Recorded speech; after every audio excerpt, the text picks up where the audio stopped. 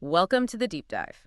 Today, we're going to get into something, well, pretty big that's happening in the American workforce. Yeah, the influence of Gen Z, it's really shifting things. Exactly. We've got some fascinating articles and data you sent over about, what they're looking for in their careers. Mm. And our mission today really is to try and understand this changing view on work and life balance. Especially things like career breaks and fundamentally the importance of happiness. Right.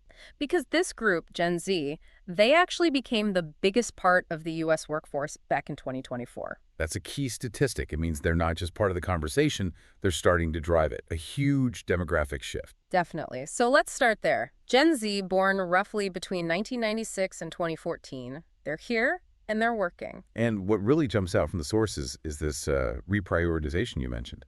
Yeah, it seems like happiness isn't just a nice to have for many of them. It's like a core goal. It often seems to come before the traditional stuff.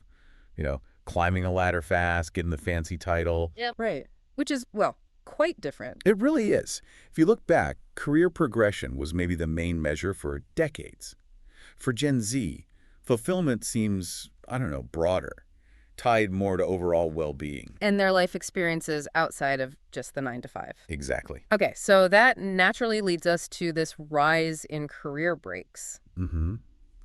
This is a really interesting trend. The information we looked at highlights more and more Gen Z workers actually choosing to take pretty significant time off, unpaid time. Yeah, we're talking months, maybe even a year or more. For what? Travel, personal projects, sometimes just time to breathe. Right. It really highlights that value system again. That happiness or maybe experience isn't something you just put off until retirement. It's not deferred gratification in the same way. Precisely.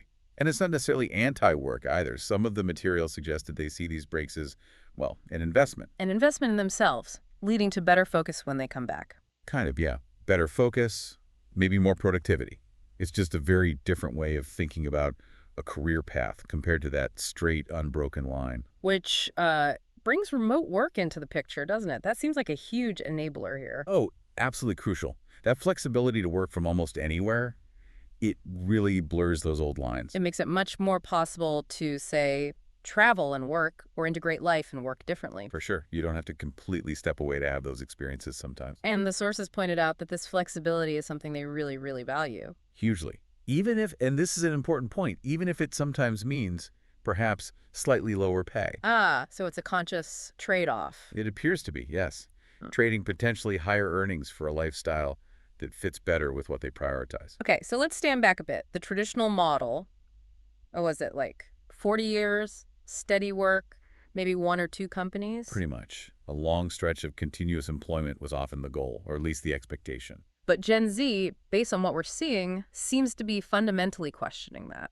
They really are challenging that assumption. So for everyone listening, maybe think about this. What does that mean for the future? If this way of thinking becomes more mainstream? It raises huge questions, doesn't it? Right. For companies, how do you recruit? How do you keep people? Do benefits need to change entirely? If your workforce values time off and flexibility this much. Exactly. And maybe for individuals, too. How does this influence your own definition of, a good career, a fulfilling life? Right.